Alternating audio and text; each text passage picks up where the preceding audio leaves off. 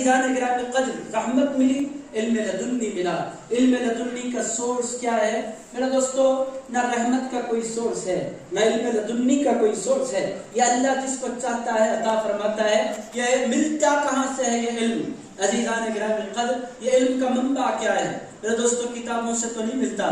عزیزان گرامی قدر، پھر علم لدنی ملتا کیسے ہے؟ اس کو پایا کیسے جا سکتا ہے؟ اس کے حاصل کرنے کا طریقہ کیا ہے؟ یہ ملتا کہاں ہے میرے دوستو؟ اس کا جواب پوری دنیا کا کوئی مدرسہ آپ کو نہیں دے سکتا۔ علم لدنی کہاں ہم حاصل کریں؟ کس سے جا کر حاصل کریں؟ مدرسے والے بولیں گے بھائی ہم آپ کو کتاب پڑھا سکتے ہیں، علم لدنی نہیں دے سکتے۔ یہ علم لدنی پھر کہاں سے حاصل کریں؟ اس کا جواب مدرسے والے نہیں دیتے، اس کا جواب خانقاہ والے دیتے ہیں۔ فرماتے ہیں کہ علم جو ملتا ہے ظاہر وہ کتابوں سے ملتا ہے، اور علم جو ملتا ہے باطن وہ پیر کی نگاہوں سے ملتا ہے۔ عزیزان گرامی قدر، میں نہیں کہہ رہا، اسی لیے آپ دیکھیں گے جتنے بڑے بڑے اولیاء پیدا ہوئے اس دنیا میں، علم کے حصول کی تکمیل کے بعد وہ کرتے کیا ہے؟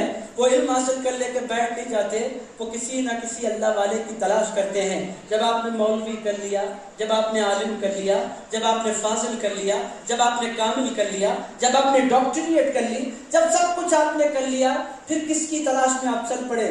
وہ جواب میں کہتے ہیں یہ ظاہر کا علم تھا، باطن کا علم کتاب سے نہیں ملتا، پیر کی نگاہ سے ملا کرتا ہے۔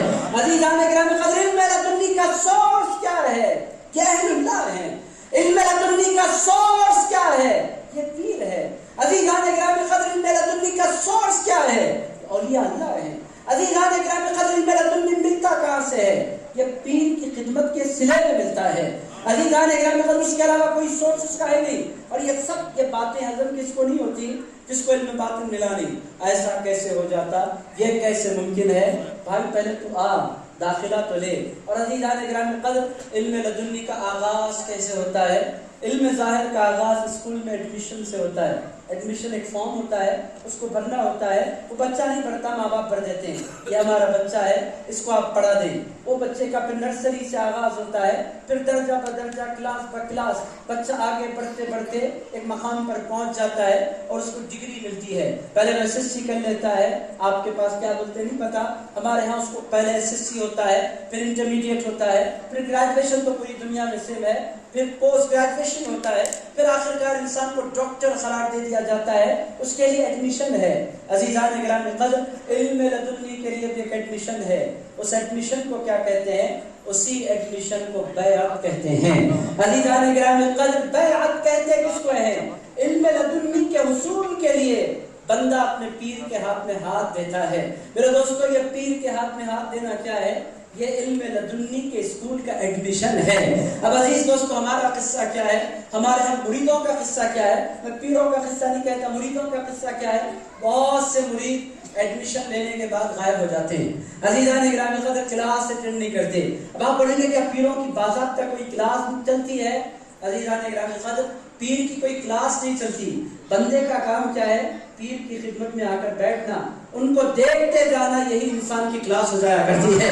عزیزان گرامی قدر، پیر کے جلووں کے ذریعے انسان کو علم حاصل ہوتا رہتا ہے۔ عزیز دوستو، آپ بولیں ایسا کیسے ہو جاتا ہے؟ ایسا ہی ہے میرے دوستو۔ صحابہ کرام، یہ جتنی مقدس پاکیزہ جماعت ہے، میں آپ سے پوچھتا ہوں یہ کون سی کتاب پڑھتے تھے؟ آپ بولیں گے قرآن پڑھتے تھے، یقینی طور پر پڑھتے تھے، کون اس کا انکار کرے گا؟ مگر عزیزان گرامی قدر، وہ صرف قرآن نہیں پڑھتے تھے، رات کی تنہائیوں میں قرآن پڑھتے تھے، دن کے اجالوں میں مصطفیٰ کا دیدار کیا کرتے تھے۔ عزیزان گرامی قدر، اگر کوئی بولے وہ صرف قرآن پڑھتے تھے، یہ جھوٹ ہے۔ عزیز دوستوں، وہ قرآن پڑھتے تھے، صرف قرآن نہیں پڑھتے تھے، صاحب قرآن کے جلوے بھی دیکھا کرتے تھے۔ عزیزان گرامی قدر، علم لدنی کا سورس صرف قرآن نہیں ہے، قرآن کا باطن ہے۔ قرآن کا ظاہر سب کے پاس ہے، قرآن کا باطن ان کے پاس ہے جو ادب والے ہیں، قرآن کا باطن ان کے پاس ہے جو محبت والے ہیں، قرآن کا باطن ان کے پاس ہے جو رسول اللہ کا دل سے اکرام کرتے ہیں۔ وہ کتنا ادب کرتے تھے، اتنا ادب کرتے تھے کہ